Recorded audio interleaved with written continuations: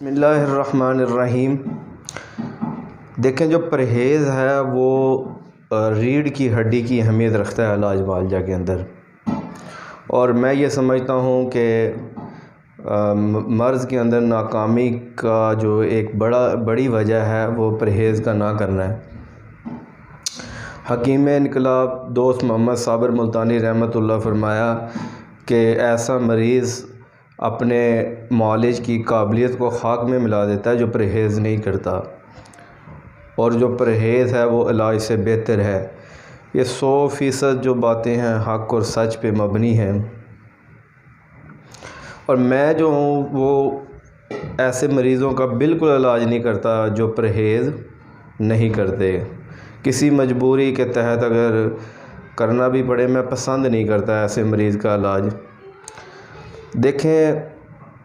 اس کی کچھ مثالیں میں اس سے وضاحت کرنا چاہ رہا ہوں کہ ایک بندے کو دمہ ہے، بلغمی، اور وہ کہیں سے یہ پڑھ لیتا ہے، سن لیتا ہے کہ جو دودھ ہے وہ مکمل غذائیت ہے اور بڑے اس کے فوائد ہیں، اور اس کے باوجود وہ کہتا ہے کہ میں دودھ کو نہیں چھوڑ سکتا، اور ایک طرف وہ میڈیسن استعمال کرتا ہے لیکن دودھ بھی نہیں چھوڑتا، تو جس کی وجہ سے بلغم پھر سے بن جاتا ہے جو باعث مرض ہے۔ اسی طرح جو لوگ جن کو بواسیر ہوتی ہے، وہ بواسیر کی ہر میڈیسن کھانے کے باوجود وہ جو ہے بڑے پریشان ہوتے ہیں کہ اس کا علاج کیوں نہیں ہو رہا۔ اصل میں وہ اس چیز پہ نہیں غور کرتے کہ وہ جو غذا استعمال کر رہے ہیں کہ اس میں اس تیزابیت والی غذا تو نہیں استعمال کرتے۔ گوشت وغیرہ اگر وہ استعمال کریں، برائلر چکن وغیرہ کا استعمال کریں اور ساتھ میں میڈیسن استعمال کریں، تو ایسی صورت میں بے فائدہ ہوگا میڈیسن کا استعمال کرنا۔ اسی طرح جو ہے بخار کے اندر جو انیشیل بخار ہے، ایسے بخار جو کافی عرصہ تک لگے رہتے ہیں، کرونک ہو جاتے ہیں، تو ایسی صورت میں جو ہے وہ روٹی وغیرہ کا استعمال نہیں چھوڑتے، نرم غذا استعمال نہیں کرتے، تو ایسی صورت میں جو وہ علاج میں ناکامی ہی ملتی ہے۔ تو میں تو بالکل علاج نہیں کرتا۔ میرے پاس ایک مریض تھا، تو اس کو مسئلہ تھا، ایک میں نے کہا کہ آپ کو کچھ عرصہ کے لیے چاول چھوڑنا پڑیں گے۔ انہوں نے کہا کہ میں جو ہے چاول نہیں چھوڑ سکتا، تو میں نے کہا سوری، میں آپ کو میڈیسن بھی نہیں دے سکتا۔ تو پھر وہی کچھ عرصہ کے بعد دوبارہ سے انہوں نے کہا کہ مہربانی کریں آپ میڈیسن دیں۔ میں نے کہا آپ نے پرہیز نہیں کرنا اور میں نے آپ کو میڈیسن نہیں دی،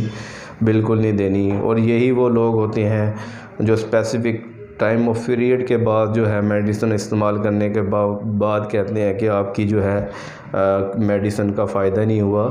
تو فائدہ کیسے ممکن ہو سکتا ہے کہ علاج جو ہے وہ پرہیز کے بغیر جو ناممکن ہے؟ تو یہ میرا کہنا ہے کہ ایسے مریض جو پرہیز نہیں کرتے اور سارا ڈیپینڈ کرتے ہیں میڈیسن کے اوپر، تو وہ ساری زندگی جو ہے بڑی مشکل سے وہ ہے ان کا علاج ہو سکتا ہے، بہت مشکل ہے، میں تو ناممکن ہی سمجھتا ہوں، کیونکہ یہ قانون علاج کے اور رسول علاج کے بعد خلاف ہے۔ دیکھیں، کچھ لوگ ایسے دیکھے ہیں کہ میڈیسن کھانے کے ساتھ ساتھ وہ یہ سمجھتے ہیں کہ جیسے امیپرازول کا استعمال کیا جاتا ہے یا اینٹی ایسڈ جو سرپ وغیرہ استعمال کرتے ہیں ہارٹ برن کے لیے، سینے کی جلن کے لیے، تیزابیت کے لیے، وہ وقتی تو فوری بہت زیادہ ٹھنڈک محسوس ہوتا ہے، ریلیف ہوتا ہے، تو وہ کہتے ہیں کہ اب جو ہے ہم نے یہ میڈیسن، ہم کچھ بھی کھا لیں اس کے بعد پھر جو ہے میڈیسن کھا لیں گے، تو ایسی صورت میں بہت زیادہ لوگ جو ہے بد پرہیزی کرتی ہیں، اور ایک ٹائم آتا ہے وہ میڈیسن کام کرنا چھوڑ دیتی ہے، پھر وہ مارے پھرتے ہیں کہ اب اس کا کیا علاج کیا جائے۔ اسی طرح دیکھا ہے کہ جن لوگوں کی رپورٹس کلیئر آ جاتی ہیں، وہ یہ سمجھتے ہیں اب ہمیں سرٹیفکیٹ مل گیا ہے، جو ہم جو مرضی کھائیں پئیں، جیسے مرضی ہم لائف سٹائل رکھیں، تو وہ جو ہیں پھر دوبارہ سے اس مرض کے گھیرے میں آ جاتے ہیں۔ تو دیکھیں، جب ایک آرگن یا کوئی اعضاء جو کمزور ہو جاتا ہے اور وہ بیمار ہو جاتا ہے، اور جب وہ دوبارہ ریکور ہوتا ہے اور وہ صحت یاب ہو جاتا ہے، شفا مل جاتی ہے، اس کے بعد تو بلکہ اس کو بڑے ہی جو ہے احتیاط کے ساتھ رکھنا چاہیے، اس کے اصول سیکھنے چاہیے کہ اب جو ہے کن چیزوں سے پرہیز کرنا چاہیے تاکہ دوبارہ یہ مرض نہ ہو۔ ایسی صورت میں اس کی میں ایک مثال دیا کرتا ہوں، اگر موٹر سائیکل کو کی ٹیوب کو اگر 3-4 پنکچر لگ جائیں تو جو وہ مکینک ہوتا ہے وہ کہتا ہے کہ اس کو اب بڑے ہی احتیاط سے استعمال کرنا ہے، کہیں جمپ وغیرہ میں احتیاط سے چلائیں۔ تو یہ ضروری ہوتا ہے احتیاطیں کرنی۔ میں یہ سمجھتا ہوں کہ جو پرہیز ہے وہ کرنا بہت زیادہ مشکل ہے، کیونکہ اپنے نفس کو روکنا کسی بھی چیز کے بارے میں یہ افضل جہاد ہے۔ تو یہ ایک بہت بڑا جہاد ہے، لیکن میں جو اس چیز کو نہیں کہتا کہ آپ بالکل ہی کھانا پینا ہی بند کر دیں، لیکن جب آپ کو کوئی ایسا مرض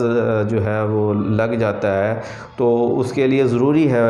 پرہیز کرنا، اس کے بغیر علاج ممکن نہیں ہے۔ کچھ عرصہ تک تو پرہیز کریں نا، اور اس کے بعد بھی جو ہے وہ جو اس کے اندر اعتدال رکھیں کھانے پینے میں۔